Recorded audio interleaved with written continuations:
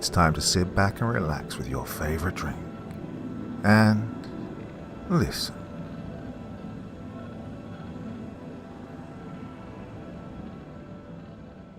Lost episodes can be found again. I'm going to tell you a secret, but first you have to promise me you won't laugh. This is still an uncomfortable subject for me, so I'd appreciate your understanding. Do we have a deal? When I was 5 years old, I watched a movie no child should ever see.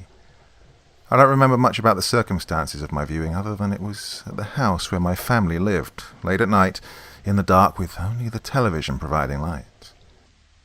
The film was an animated feature and depicted themes of animal cruelty, death and dismemberment. The scenes were surreal and terrifying and left a deep impression on me. For years afterward, the only scene I could remember clearly was when an evil man was drowning a family of cats in a stream, which I would have nightmares about for years afterward. I remember seeing it early in the movie, followed by many more disturbing and surreal scenes. Remember your promise, because this is the part I was talking about. I never told anyone about what I saw, but the name of the movie was well known. The Aristocats. I suppose I can forgive you if you broke your promise, but I must emphasize that I am not joking. I saw a movie called The Aristocats, filled with the scenes I've described, and it scarred me for life. I don't think about the experience very often, but it was always in the back of my mind in some way. Though I didn't realize it at the time, I now know that it caused me to shy away from animation and children's shows. It subtly informed my whole outlook on the trappings of childhood. I found myself bracing with dread whenever I had to watch any children's animation in school. My childhood was relatively normal otherwise, for an introvert anyway, but every once in a while I would think back to the movie and find my inner peace disturbed. It wasn't until maybe 3rd or 4th grade when I started to realize that my experience with the movie had not been typical. I didn't tell anyone, not even my parents, about what I'd witnessed in that dark room at age 5, but I eventually figured out on my own that there was nothing horrific about the version everyone else had watched. I still wasn't willing to see it for myself, but I figured if they'd seen what I had, I would have been able to tell whenever they spoke of the film. Anyone who had anything to say about it seemed to consider it either a nostalgic classic or unremarkable. When I was in middle school, I asked my mum if I'd ever seen The Aristocats. She said I had, once, having stayed up past my bedtime and watched it secretly. She said I seemed strangely disturbed by the film, and I'd never wanted to watch it again as a small child. I asked if we still had it in the house, but she said I'd been so afraid of the movie that she'd thrown it out. Well, it had been a home VHS recording that she bought at an estate sale rather than a retail copy.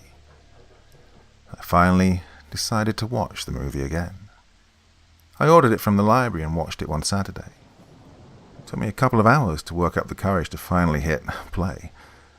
I found it to be a wonderful film.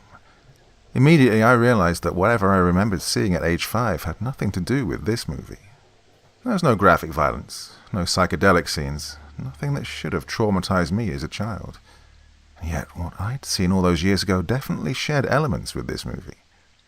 The kittens and their mother were drugged and kidnapped. Not drowned, but I instantly recognized the moments leading up to this divergence, and almost had a flashback to the cartoon drowning I'd witnessed. I was hoping to find closure, but instead I was more troubled than ever. There was no question in my mind now that I'd viewed some awful and perverted version of this classic film. I told one of my friends about it a few days later. I didn't let him know how convinced I was of what I'd seen as a young child, instead simply relating it as a vague and confused memory. Like, hey, the other day I saw The Aristocats. I used to be terrified of that movie because for some reason I thought I saw gore scenes and cats drowning when I watched it at 5 years old. Funny how your memory plays tricks on you at that age, isn't it? He told me about the movie Felidier. He explained it was an animated movie about cats with a similar animation style that contained graphic gore scenes and was definitely not for children. He said maybe I'd seen that movie instead of The Aristocats. I streamed and watched Felidier. I saw what my friend meant about the style having the same feel as The Aristocats, except dark and bloody. But it wasn't the film that I'd seen. I knew for sure that 5-year-old me had watched a movie with the same characters as the Aristocats, and I also knew for sure that it had contained bizarre and disturbing scenes not shown in the mainstream version. This whole thing was driving me up a wall. To try and get some kind of closure, I started seeking out and watching old children's animation that contained graphic and disturbing elements that would never be included today, such as Watership Down, the 1978 version. All these works were interesting and gripping in their own way. They were decidedly non-Disney. While other studios may have been willing to take such risks with their works decades ago, the fact that the Aristocats is a Disney property made me sure that the version I'd seen was something I was absolutely not supposed to, ever. Part 2. I let it go after a while. A few years passed, and in college I learned about this internet urban legend called Lost Episodes. People claim to have seen episodes of TV shows or altered versions of movies, usually animated, that contain graphic and disturbing content. The episode or movie was often found in unexpected places, and those claiming to have seen it often said it mysteriously disappeared, whether through a VHS tape, appearing to have somehow self-erased, a website going dead immediately after viewing, and so on. To be honest, I didn't put much stock in the validity of these stories, but with my Aristocats experience still in the back of my mind, I decided to look further into it. I found a YouTube channel called Cartoon Geek, who was discussing a certain lost episode for his 40,000 subscriber special. After going through the obligatory thanks and talking about how much his subscribers meant to him and all that, he began. Now, for those of you who are new to this channel, I'm basically just a guy obsessed with all things nostalgic and geeky about cartoons and other media. Most of my content is simply reviewing old cartoons and whatnot, usually superhero related. However, I also do a side series on the strange and creepy side of animation. For example, my 20k sub special was a 3-part series on Disney and their alleged subliminal messages in film and television. And this video you're watching now is sort of in the same vein. We're going to be taking another look at a certain lost episode. For those who don't know, lost episodes are basically this urban legend about episodes of TV shows which were lost, as the name implies. These episodes are said to contain graphic and/or disturbing and surreal elements and are generally regarded as material that the public was not meant to see. Well, a few months ago I covered an alleged lost episode from the 1968 Filmation series The Adventures of Batman. I loved this show as a kid, even though it was a few decades before my time, and there was one episode with a scene where Batman and Robin fall through a trapdoor set by the Joker and slide toward their doom. At the end of the slide tunnel is a giant open furnace, looking like the Joker's face. Well, of course, since this is a kid's show, they don't actually slide into the furnace and burn alive. They get out with their gadgets. So, to recap, in 2009, this anonymous internet post started circulating online about an alleged lost version of this scene. In it, the dynamic duo actually do slide into the furnace, burn alive, scream, and are shown graphically being burned to a crisp, followed by surreal and non-linear scenes of grieving friends of Bruce Wayne in mourning at the funeral service. Now, when I did my first video on this subject, I was honest with you guys. I didn't really think there was much credibility to this story. I like to keep an open mind on this show, but there were just certain elements of the post that made me say, okay, this is probably bullshit. Like how the tape conveniently erased itself after the anonymous author viewed it. But since then I've gotten a lot of comments and emails about how this allegedly lost episode has been posted online. Naturally, a lot of you are saying this is fake, but this topic won the poll for this special, so let's find out.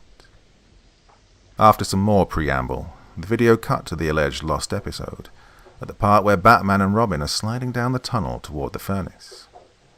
All the parts where the two used their belt gadgets to get free were removed, and when the two were close to the furnace, the screen filled with fire, and 2 poor-quality shrieks played. After that, there were some strange abstract scenes, but all of these seemed to be simply random clips from other episodes with some editing effects thrown at them. Cartoon Geek returned. Okay, so right off the bat, Batman and Robin die off screen, which is obviously not what happened in the lost episode post that was shared around. They basically just used the flames from earlier in the scene and cut them over to make it look like Batman and Robin died, adding in a canned scream effect. The surreal scenes that follow are also just random clips from throughout the show with various editing tricks applied. I could have done some of them myself. So, while this is impressive work, I think it's pretty clear that this is a fan project inspired by the anonymous post. I'm going to rate this animation myth as debunked for now. He gave some more breakdown and deconstruction of the clip, like some kind of promotional giveaway. What really got my attention, however, were some of the comments. There were at least a few people insisting that the lost episode was real, and they'd seen it with their own eyes. I PM'd one of these people, asked if he'd really seen the episode and about the circumstances. Well, he responded within the hour. Yeah, I was at summer school, and during recess I snuck off to the school library's back room to be alone. I put a VHS of the cartoon that was there, and saw it. Well, honestly, I wasn't really disturbed back then, since my parents let me watch R-rated horror movies and stuff. But yeah, man, this thing is real. I asked if he knew any information about the other supposed lost episodes phenomena, but he said he didn't. I did some research on my own. There are a few lost episode stories floating around on the internet, mostly about children's shows. To be honest, not many of them seemed all that credible. Still, I strongly felt like there was something real here behind all the embellishment and fictionalization. I decided to see if there were any such stories surrounding the Aristocats. My searches for disturbing content in the movie returned nothing but the expected, this one scene in the Aristocats totally scared me for life as a kid kind of stuff, or more information about that Philidier movie. I tried reaching out to some of the credited animators, writers and crew members, varying the content of my emails so as to cast as wide a net as possible. For example, some of my emails focused on disturbing content that may have been cut, while other drafts asked more generally about alternative versions or cut scenes. I also expanded my web searches. I used all the search engine tricks I could find and started using obscure and foreign language engines. After a few months of no information and no responses to my email queries, I started to think that maybe I should just forget about the whole thing. Maybe my real memories of watching the Aristocats had merged with some nightmare I had to create my present memories, and maybe repeating those memories to myself so many times during my childhood had falsely convinced me of their reality. I was about to consign to this newfound self-closure when I found something during one of my foreign language searches. It was a thread on a Chinese message board. The OP had a JPEG image and text that roughly translated to Aristocats movie? Creepy? If I had had coffee to drop and spill all over my computer, I would have. The image dashed away any hope I had of passing off my childhood experiences, just a traumatic nightmare that had stuck in my head longer than it should have. It was a frame from whatever twisted version of the Aristocats I'd seen, and while I hadn't actually remembered this particular still until I found this message board, the instant I saw it, I remembered the clip, and more memories started flooding back. Still vague, but vivid and definitely real. I was now more firmly convinced than I'd ever been before that the violent version of the movie was real. The image was of the black kitten, Berlioz. His face nearly filled the frame, and his eyes were wide and terrified, red veins bulging, his fur standing up as if charged with electricity. The picture itself wasn't any more inherently disturbing than the grotesque fan art you can find for all kinds of different shows and movies, but unlike those other images, I knew this one had a genuinely sinister story of some kind behind it. As such, it haunted me like no other image ever had. There were only a couple of replies on the thread, both of which were short and neither of which provided any more information about the image. I used Google Translate to try and ask the OP for more information, but never received a response. I performed a reverse image search of the file, but it returned no other results. However, a few weeks later, I finally got a reply to one of the emails. It was one I'd sent to the production staff. The reply was to one of the emails I'd written that hinted more strongly at the reality of what I'd seen as a kid. The response was short and curt, but gave me new hope for finding answers. Hello. Sorry for the late response, but I read between the lines of your message, and if you've seen what I think you're hinting at, you need to look into the Lost Media Group. That's all I'm going to say on the subject. I googled Lost Media Group, but the closest thing I could find was a website for an online club called Lost Media Society. It was a site for media enthusiasts to collect, trade, sell, buy, and discuss lost media, including lost episodes, as in real lost episodes that simply never aired, not the urban legend ones that contain surreal, disturbing, or even supernatural content. This community was interesting in its own right, and I became involved with it, eventually even becoming a site moderator. Once I was established as a respected regular, I decided to PM one of the head admins and ask him about the lost episodes legend.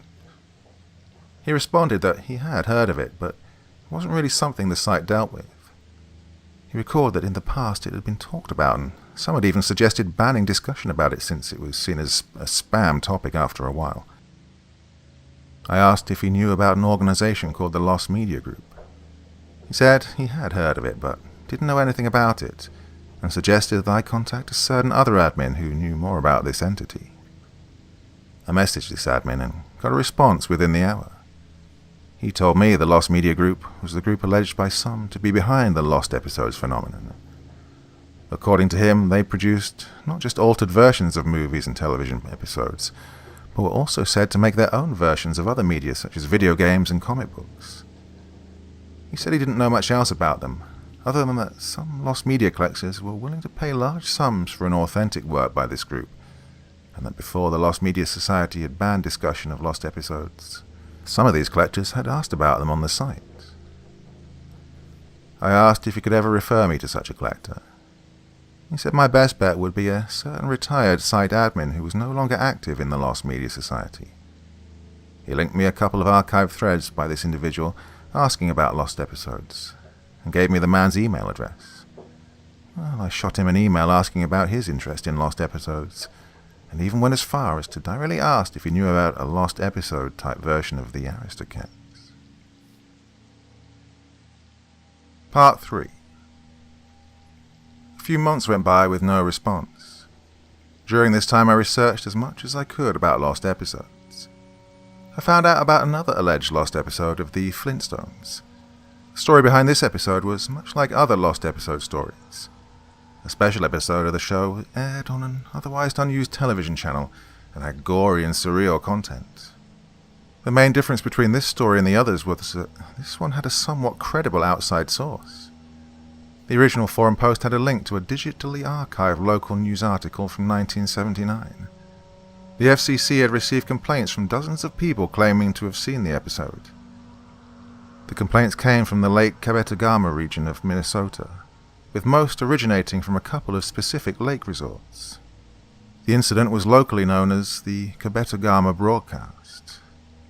Well, I decided the next logical step was to contact the FCC for more details.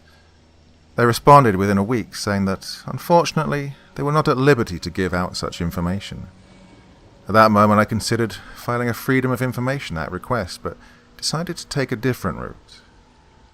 One of the two lake resorts most heavily involved with the incident was still in operation. I scheduled a vacation from work, and a few weeks later I was on my way to Lake Kabetogama. Kleck's Cove was a collection of 15 cabins, a bar restaurant, and a small boat dock with boats available for lease. I'd rented an old A-frame unit and planned to stay for 2 weeks. The resort was a nice place to stay. I spent a few days fishing and seeing local attractions. I fell in with a group of regulars who fished at the resort every year. We went on several boat trips before I had enough courage to ask the oldest of them about the Kabetogama broadcast. Oh, that funny thing. I actually just missed out on that whole thing. Happened out a week before I stayed here in the summer of '79. Heard a lot about it, though. Oh, you'll want to talk to Ed about it. He was there. He was referring to Ed Kleck, the founder and proprietor of Kleck's Cove. I considered asking him about the broadcast before, but wanted to feel out the locals first. However, at this point I decided I was being overly cautious and chose to follow the man's advice. Mr. Kleck was in his late 70s, but his memory was still sharp. He liked to tell stories, and I took advantage of this by starting a conversation with him about the history of the resort and the lake. This got him going for a couple of hours before I brought up the CREEPYPASTA broadcast. "Now, why do you want to know about that?" he asked, seeming taken aback. I told him I'd read about it on the internet and what the story said. He shrugged and said, "Oh well, that's pretty much what happened. Nothing much else to tell, really." I asked if he'd seen the episode, to which he responded that he'd caught the end of the broadcast after being told it was happening. He said he saw Barney die a horrible and bloody death in some faux Stone Age contraption, but didn't remember much else. He was reluctant to continue the conversation much further, but assured me that the incident was very real indeed. I pondered all I'd learned on my drive home. I'd been left with more questions than answers, and didn't seem to be getting any closer to tracking down the Aristocats' lost recording.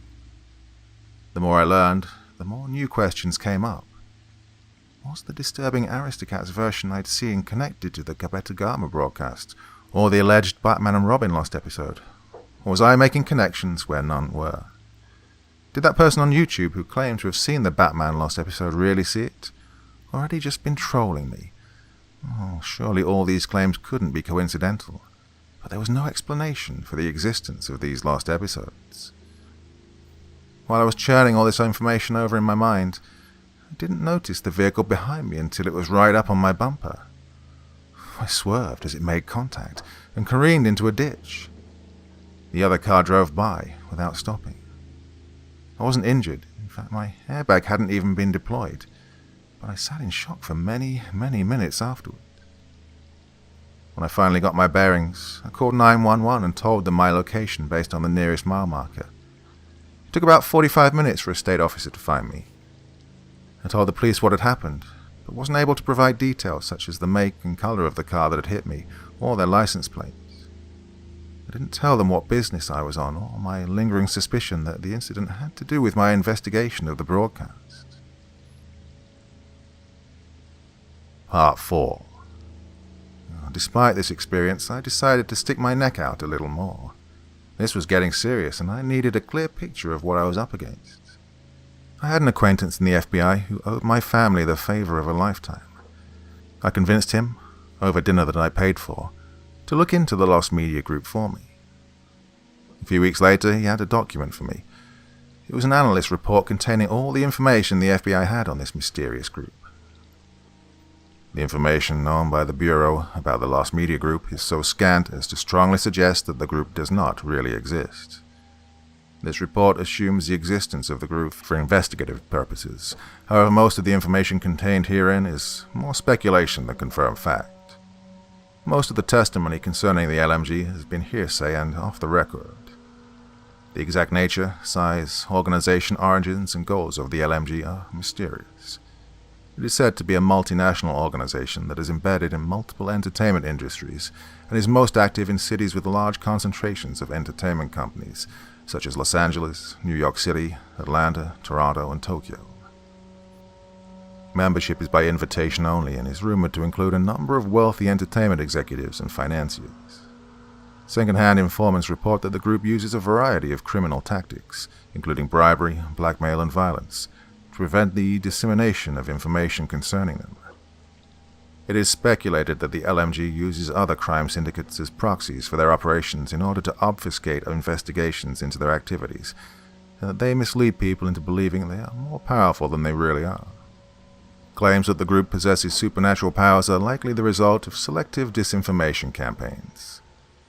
The Lost Media Group first came to the Bureau's attention during the 1970s, but is said to date back to the early 1900s.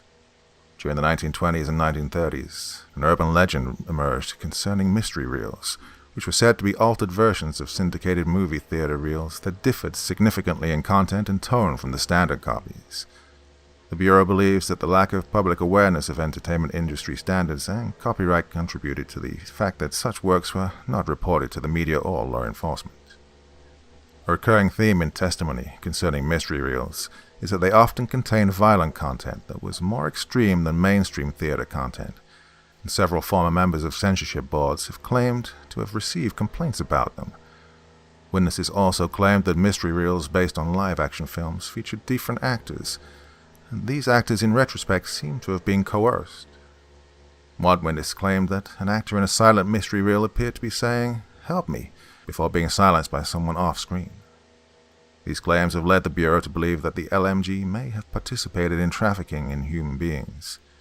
The group's also rumored to have been involved in the production and distribution of snuff films, though there is as little evidence to support this claim as there is to support the very existence of snuff movies. Other crimes the Lost Media Group is suspected to be involved with include media piracy, drugging of actors, trafficking in endangered species for use in films, and recording executions for other criminal organizations. I pondered over the report. Membership by invitation only.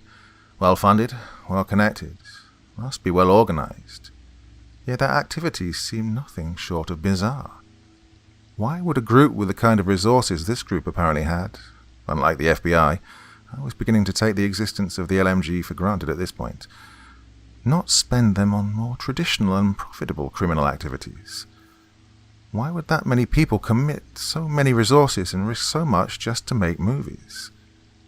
There was no way such a sophisticated syndicate could make enough money off of simple piracy to be considered profitable, and the other crimes listed in the report would seem beyond the scope of expertise of a cabal ostensibly comprised of people in the entertainment industry. Was it not about money? An ideological or religious motivation, perhaps? Certainly it didn't fit any religion I could think of, and it didn't seem like they were interested in influencing elections. Their motives must be subtler. They had a message they wanted to send, or an influence they wanted to create, using the power of mass media, and were willing to dabble in any number of crimes toward whatever their ultimate end was.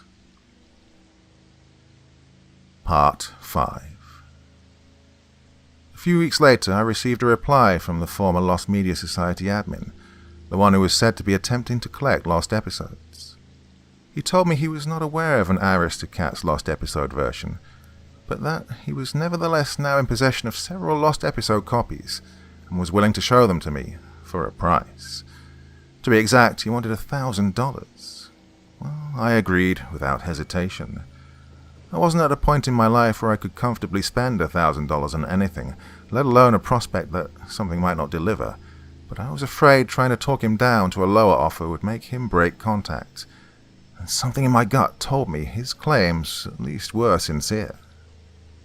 He gave me the address of a secluded cabin he said he would rent for the purpose, which was several states away. He said to come alone, and gave me the exact date he expected me there. I was a little put off by his curt tone, but figured he was paranoid of someone stealing his collection, or worse, being hunted down by the people who made the items. I prepared for the trip and left immediately. When I arrived in the state where the cabin was, I was still a couple of days until our meeting date, and so I checked into a hotel. I was up late, watching TV in my hotel room with the lights off, when I found a channel playing the Aristocats. It was in the middle of the movie, but I kept watching. I grew nervous. I'd already watched the whole movie and knew there was nothing unwholesome in the standard version, but the setting, alone in the dark with just the light of the TV, was strongly reminiscent of my traumatic virgin experience with the feature. Soon, though, my unease turned to comfort. I realized there was nothing to fear. Sure, at this point I was convinced that somewhere out there existed a violent and twisted version of the Aristocats, one which I'd been unfortunate enough to somehow see as a child, but that didn't matter. It couldn't hurt me now. I laughed as I realized I now had the chance to relive the memory without the trauma. So I grabbed a snack and continued watching in the dark, for once able to enjoy the film as it was intended to be enjoyed.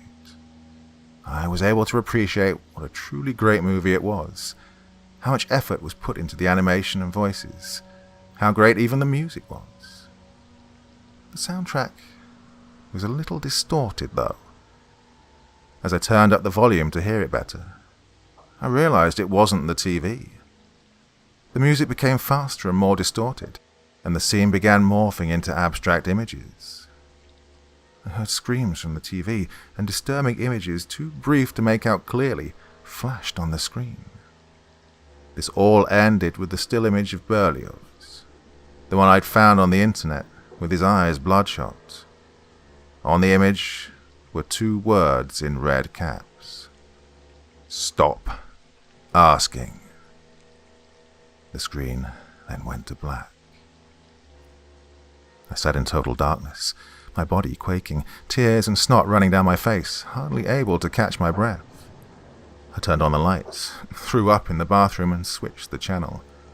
All the stations were playing normal television, which was somewhat comforting, but I still checked out of the hotel and went to a different one. At this point, I considered giving up the hunt.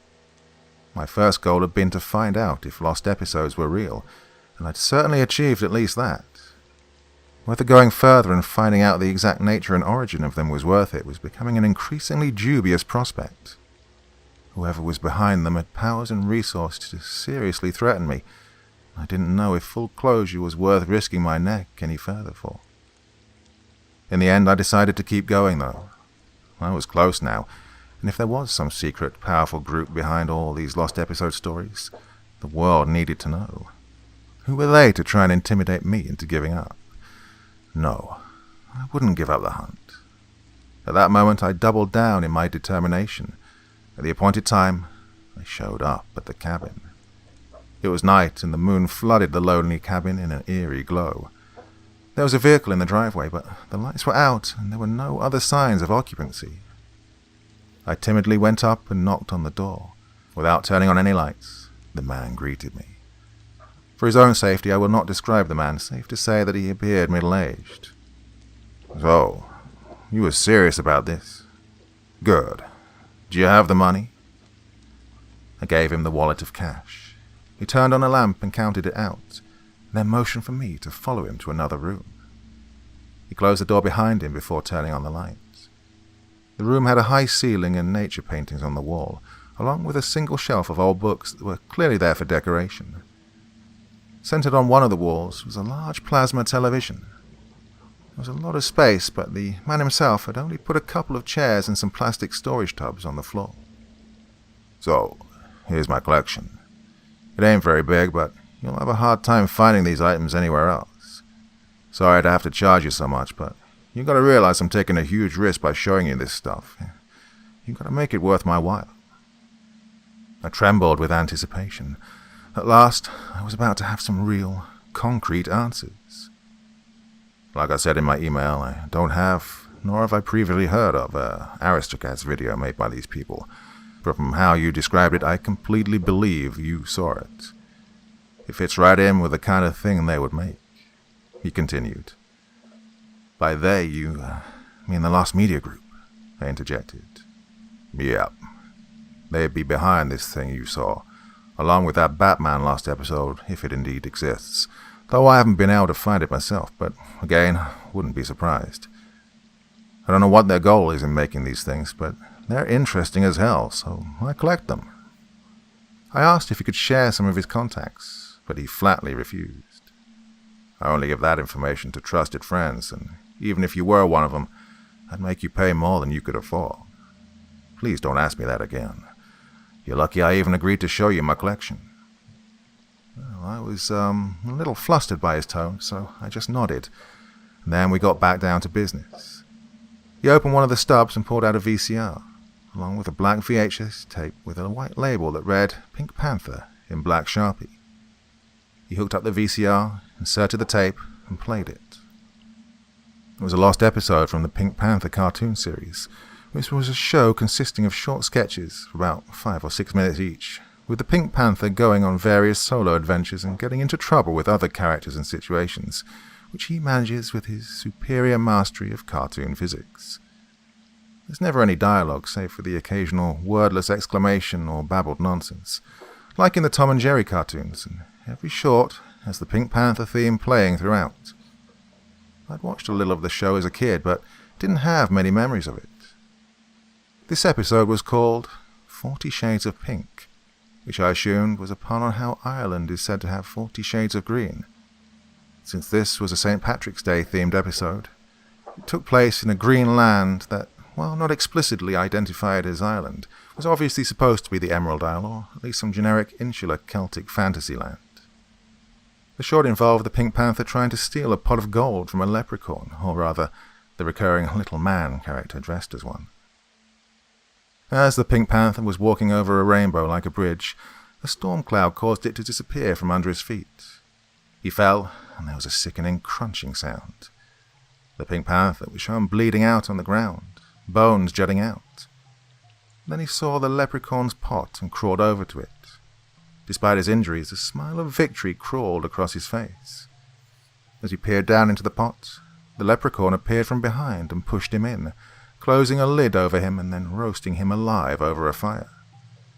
The episode ended with the sound of the Pink Panther screaming. Lame, I thought. Someone basically took the Pink Panther cartoon and gave it the itchy and scratchy treatment.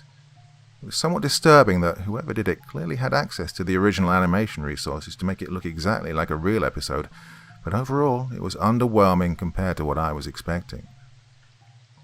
The next item was a copy of The Lion King. This time it was a proper factory copy with a retail jacket. The man told me the movie itself was normal, but there was a special animated short at the end of the tape with psychedelic properties. He warned me that the experience would be far more intense than the Pink Panther tape, and even asked me if I had any heart conditions. Despite his warnings, I insisted on going through with it. He refused to fast forward to the short, saying he wanted to keep the tapes from warping even though he had the footage digitally archived. After the credits, there were some special features, including some animated shorts I'd never seen before. When the title appeared for a short called The Lion, the man paused and asked once again if I was sure I wanted to proceed. I nodded, and he played it. The short featured what was apparently a version of Scar, but the art style was completely different. It was a 2D animation, but somehow much more realistic than Pixar animation. It's hard to explain. It wasn't like CGI realism, but there was so much detail and effort put into the character that it gave the impression of realism while still being paradoxically fantastical. The clip showed Scar walking around a white background before stopping to face the viewer. The camera began slowly zooming in on his face, and his eyes began glowing red. Threatening jungle music began playing. Suddenly I became very nervous. A vicious grimace emerged from Scar's face, the kind a predator makes before striking. His mouth opened wide, showing rows of sharp teeth, and I heard realistic growling sounds. His face wrinkled in a pattern consistent with the face a lion makes before pouncing. My nervousness turned to terror. My gaze was transfixed on the screen, and I couldn't look away. I knew it was only animated, and even if it wasn't, the lion couldn't get to me through the screen, but I was paralyzed as if facing a real predator. I was in a trance, one that didn't break until Scar jumped and I screamed for my life. I kept screaming until the man shook me out of it. "Sorry about that," he said, "but I did warn you." Once I got my bearings back, I asked for the next item. He gave me a puzzled look, as if he'd expected me just to give up and want to go home after the last tape. But he shrugged and got the next one. It was another home VH tape labeled Super Bowl 2000. "Oh, this one won't do anything to you like the Lion video, but it's disturbing in what it shows. In fact, I'll just tell you what it is. This tape shows a riot that didn't happen. If you didn't know, there were no sports riots at the 2000 Super Bowl, certainly not in the stadium itself. But the tape shows just that." Once again, the man refused to skip to the interesting part to preserve the integrity of the tape. In the third quarter, a referee made a call that didn't sit well with the Titans fans, and someone threw a bottle of beer. More people started throwing things, and it escalated into a full-scale riot in which spectators swarmed the field and attacked each other. You could see the majority of the crowd slowly evacuating the venue, while a small but determined segment began vandalizing the place and having sporadic brawls. There was no commentary at this point, just raw stadium footage that is cycled through the various venue cameras. About 20 minutes into the riot, the tape ended. Well, this tape didn't cause me to experience abject terror like the last one. In fact, the riot hadn't been that bad compared to other sports riots I'd seen. But I found it disturbing on a deeper level. The fact that they could alter a recording of a sports event to make it show something that so blatantly didn't happen in reality terrified me. They could only have done it in one of two ways, with editing techniques that were well beyond what was publicly known to the world, or with some type of magic. I still asked to see the next item. The man said it was the last one. It was a plug-and-play video game this time. The man explained that the Lost Media Group was known to dabble in other mediums besides movies and television, and that in particular they were said to produce a lot of lost video games, though this was the only one he'd been able to acquire. The game was labelled Pokemon Black Carbonite. I actually remembered hearing about Nintendo making a Pokemon plug-and-play game that was cancelled, but I didn't know if that was the title. The thing was black and bore a white image of Pikachu, sporting a menacing grin. "I'm not going to let you play this. I myself will never play it again. This thing will mess you up and is downright dangerous. You can examine the hardware, though." I took it from him and did so. The first thing I noticed upon closer inspection was a fissure in the control pad. A lot of force had been applied to make the crack. Then I noticed that some of the plastic was warped, melted. I looked at the man. He gave me a look back. A look of understanding that there was nothing more that needed to be said. I handed the game back to him. The man said some goodbye formalities, put his hand over my shoulder, and aggressively led me to the door, closing and locking it behind me. He never saw my camera. During the lion shot, I'd managed to snap a quick digital photo on the TV screen while the man wasn't looking, and I put the camera back away before the whole bad acid trip thing. I had the photo enlarged and enhanced and studied it. It was still frightening even without the psychedelic properties of the animated short. Again, despite being a cartoon, it had such detail and realism that it seemed more alive than I thought a cartoon could. Part 6. I did some research on art and animation styles and learned that this technique was known as hyperrealism, a style intended to give intense lifelike detail using traditional, non-digital art methods. Some pieces of this genre are almost indistinguishable from photographs. The lion wasn't quite that realistic. You could still tell easily enough that it was a cartoon, yet it was somehow as visually striking as a real photo of a lion. I continued my research, now focusing on finding people who were knowledgeable about this art form. I narrowed my search down to a few academics and animators, and emailed them the lion still. I got a response from one expert saying the style reminded him of Johann Strobel, an Austrian artist and animator who'd moved to the United States in the 1930s. He'd worked for Disney briefly before starting his own animation studio. He was known for his bizarre, deconstructionist approach to animation and had started his own small anti-art movement of sorts. Animators and cartoonists trained at his studio produced their own bizarre works, which often included violent and grotesque themes, despite the fact that the studio ostensibly marketed to children. The email went on to explain that Strobel became increasingly obsessed with magic and the occult during his career. He became less and less functional until his studio was forced to close due to bankruptcy. Curiously, the studio was known to produce only a handful of original works of its own. Apparently, the animators had spent a lot of time deconstructing and replicating the works of other companies, mainly Disney since they were the only major animation studio at the time, and altering them to make them surreal or disturbing. This would have opened the company up to piracy claims, except that they never sold such works to the public, instead gifting them to a handful of collectors within the anti-art elite community. Strobel had also self-published a book, a manual of sorts which contained prints of some of his still cartoons and instructions on his technique. It was simply titled Animation Deconstructed. I immediately determined to read it, but it took me ages to find a copy. I managed to track one down at a public library headquarters 3 states away. The book was in their special archive collection, so I couldn't get it through interlibrary loan. I had to drive there, where they'd allow me to examine it in their archive reading room. The room was sparse, dusty and poorly lit. It had the feel of a 1950s police interrogation room. I was allowed to read the book of interest at the single table under the supervision of a librarian. It was yellowed, and the jacket was wrapped in a protective plastic. The volume was short enough to read in an hour. Strobel was not as good at English as he was at drawing, so the self-published aspect really showed in the numerous grammar errors. There were a couple of dozen prints in the book, all made in his unique, hyper-realistic style. Again, they weren't photorealistic like other artists in the genre, but had a depth of detail and perspective that made them appear alive all the same. None of them did anything paranormal or anything like that, but there was one that managed to seriously frighten me. It was a cartoon snake, a cobra, with its fangs bared and a menacing look in its eyes. You know how some paintings of people have the eyes painted in such a way as to give the impression of the subject's gaze following you as you view it from different angles? Well, this piece didn't do that, but it had some similar thing going on where the eyes of the snake appeared to bore right into you straight through the page. I felt like the snake was going to strike up and dig its fangs into my arm.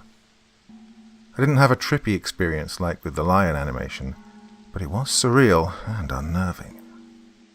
In addition to sections on art technique, Strobel had also included a number of seemingly randomly placed critiques of the state of animation that could generously be described as educated rants. A frequent target of his criticisms was Walt Disney, whom he decried as an amateur buffoon who was holding back the animation medium from its true potential. The author went on to emphasize the need to be bold and daring in animation, and willing to push social taboos.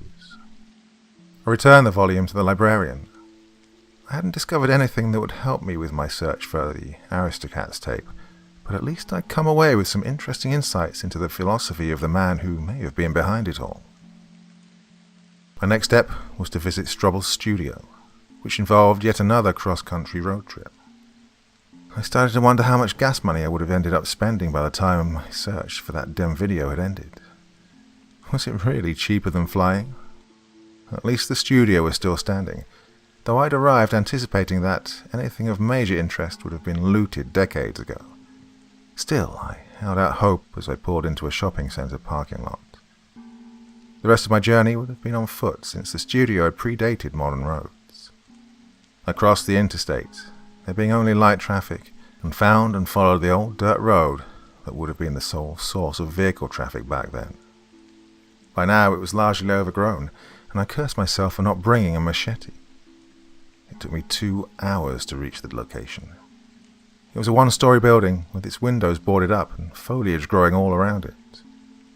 I walked the perimeter, looking for a way in that wouldn't open me up to charges of breaking and entering, though I seriously doubted anyone would ever know or care that I'd been here in any case.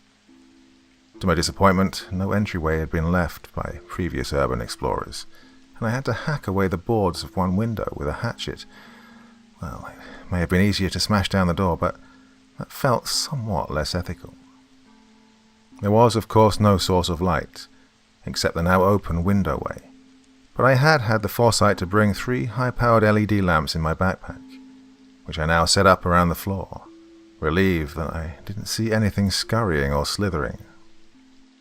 The place seemed smaller on the inside, barely more spacious than my basement at home.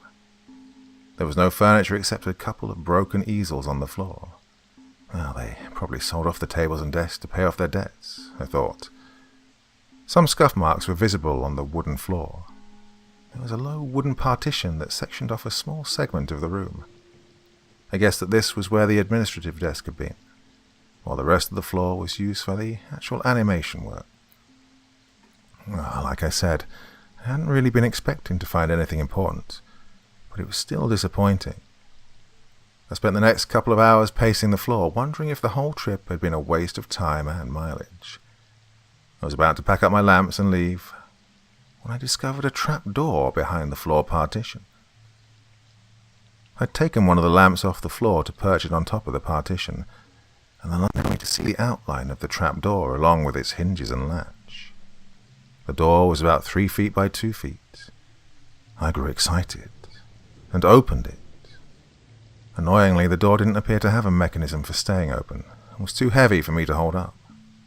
I had to back out through the window and back several times just to bring some rocks to prop it up. but the contents of the compartment were worth it.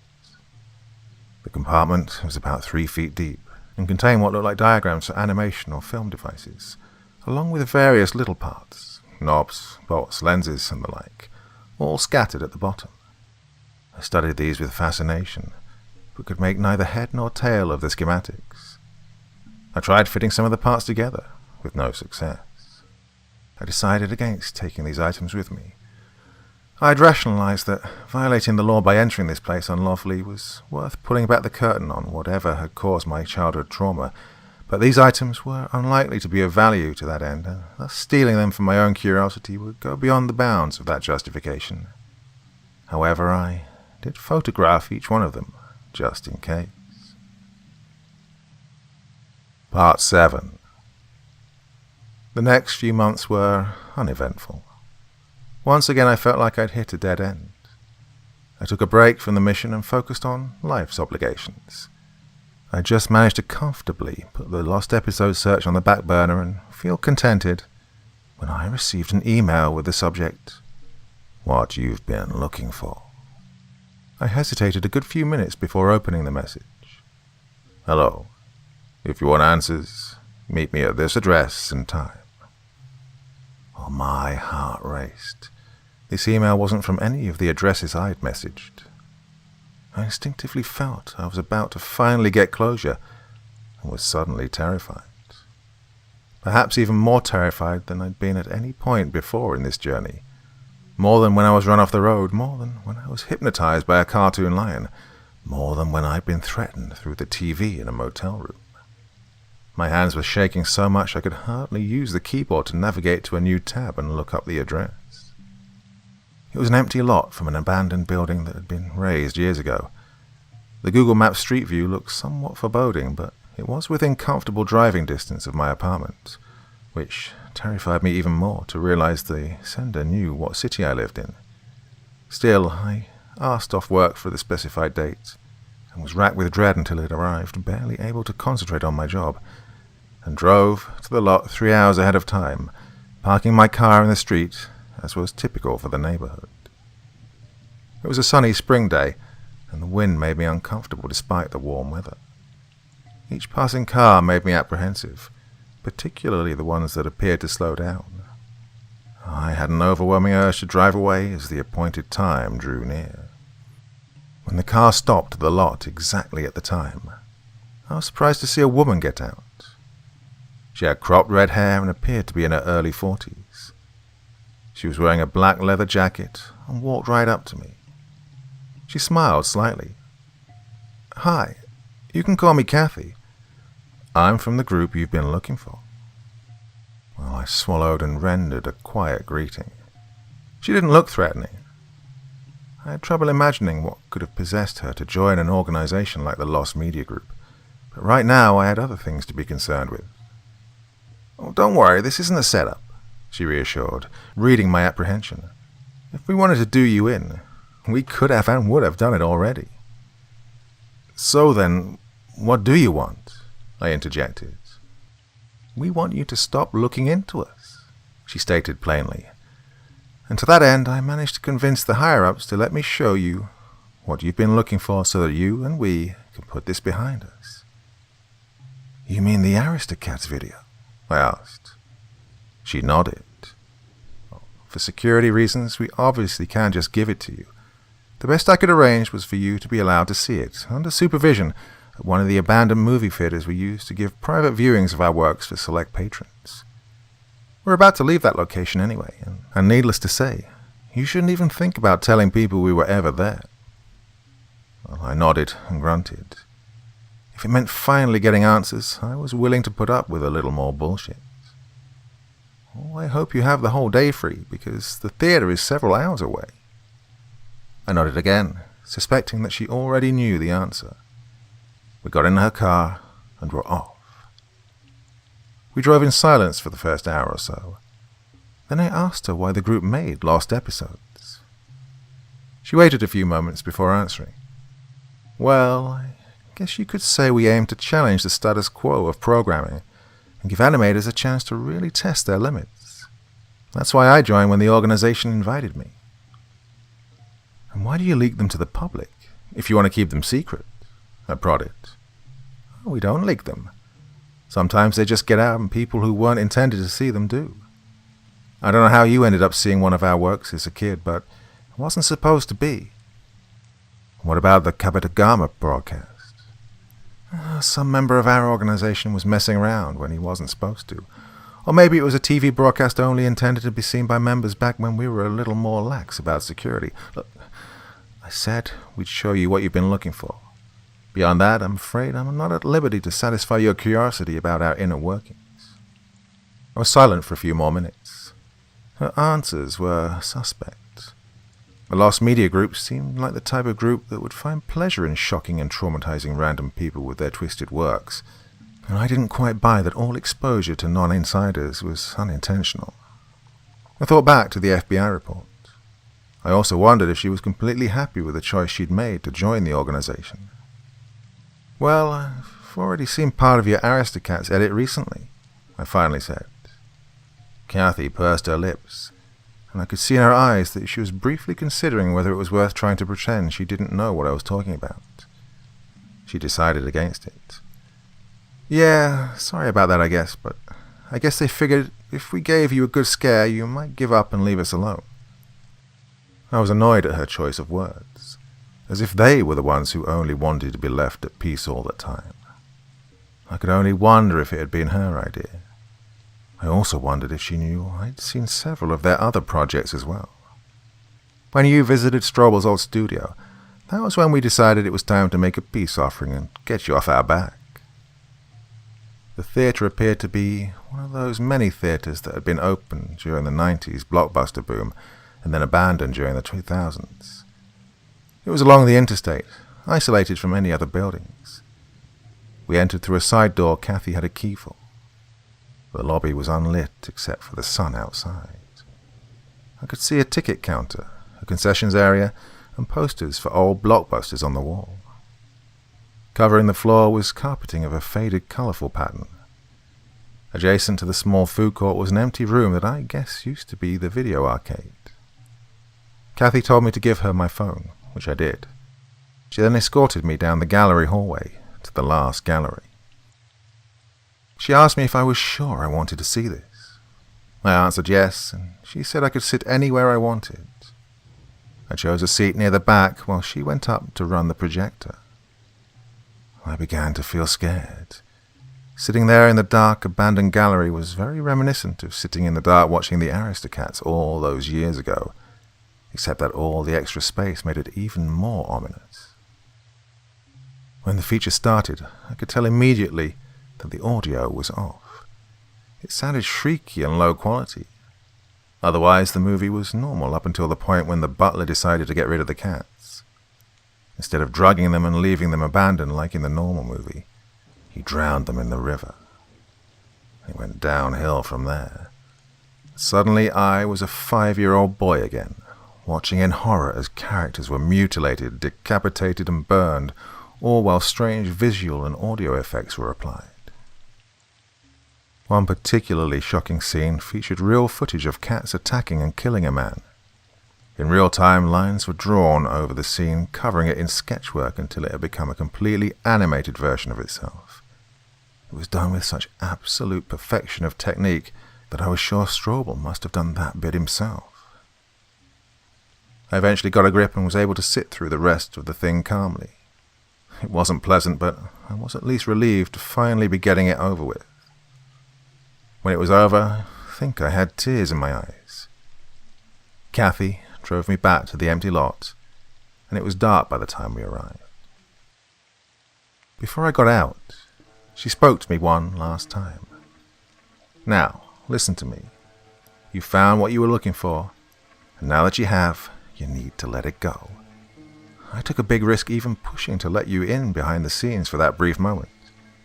If you continue pursuing information about our organization, we'll have to take more drastic measures. We exchanged goodbyes, and she drove off. For years I kept my end of the agreement to never speak a word about our encounter to anyone. However, recently I've been reconsidering the bargain. A few days ago someone reached out to me on the web, asking me for information on lost episodes. They claim to have seen one as a child and are hoping to find closure from their experience. I'm debating with myself whether it's worth letting them in on the secret, or if it would be better for their own sake if I convinced them that they imagined the whole thing.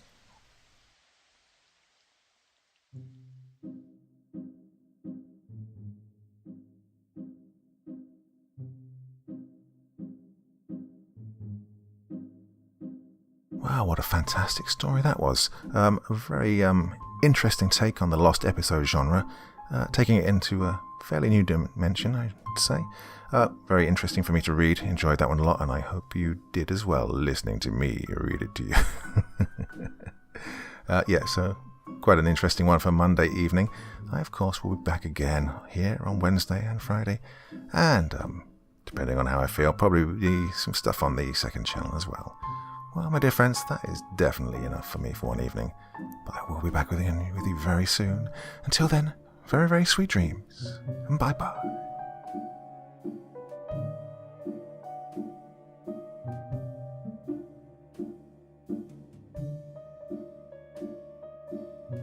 Thank you so much for taking the time to listen to this story today. Really means a lot to me and to the author of the story, of course.